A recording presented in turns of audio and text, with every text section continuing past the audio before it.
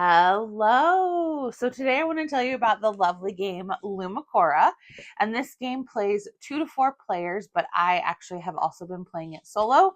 And I essentially have made up my own version that basically, because you are taking tiles in this game and placing them on the board, I just am kind of cycling through the tiles the same way you would in the solo mode of like Cascadia or Calico. And it works great. It's a beat your own score, but it does work fabulous in case you are looking for a way to play it solo in addition to the multiplayer. So this game is gorgeous. Let me tell you about it. So every player is going to get their own central board, and this is your starting area that you can build on. Everybody will get a random 2-colored piece to start with. There's 6 of them in the game, so you just deal them out. And then you get these little tokens because you are going to score the different colors that you are building on your reef one time and one time only in the game, and it is at a time of your choosing. And then down here, you can collect additional pieces that will let you extend beyond the bounds of your reef. This is the A side. This is the easier side. You then, if you want a more advanced game, can play on the B side. So that is your individual player board. And you have these notches up at the top because there are going to be tiles that fit in those. And the tiles will all be a single color. They will have a number and then sometimes an animal or a symbol on the other side.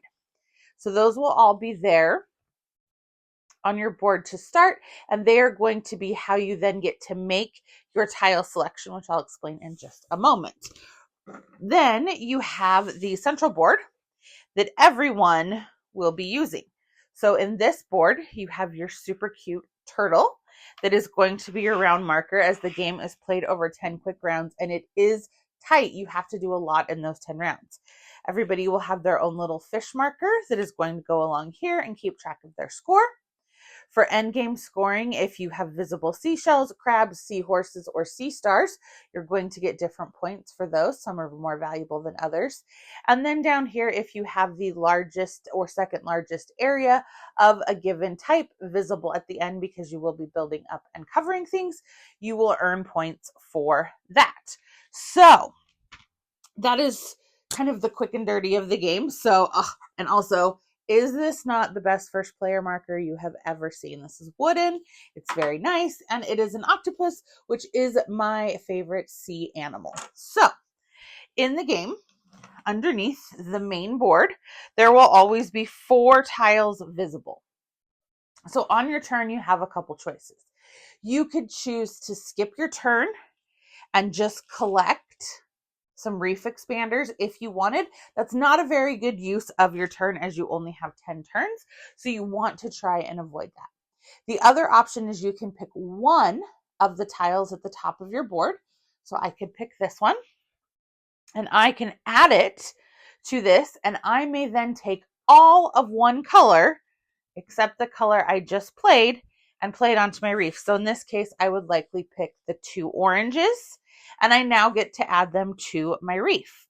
So the trick is when you score a colored area, you get to score each layer of the area for the points. So if I go here, I can then build up. And if I chose to score orange at this point in round 1, I would get 5 points for the bottom layer and 3 points for the top layer. The caveat is if there were another, let's say this one was down here, I now have a 3 and a 5 on the bottom layer. You only get to score the bottom number. So you have to be careful about when you're scoring so that you're getting to score the most points possible. If you score one of your areas in rounds 1 to 4, you will get 4 of your reef building tokens for free as part of your scoring action. If you score in rounds 5 through 6, you'll get 2.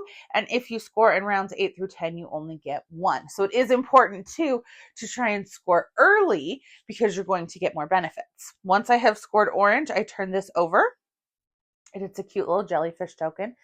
The jellyfish then means on my turn, I can use this token to wipe out these and get 4 new tiles to view from it. If I don't, I get points for it at the end of the game. The other option that I have is that I could play one of my tiles from the top down into this area. So let's say I do that. Let's say I decide to play this one down here. I may then play one of my given tiles up here onto my reef.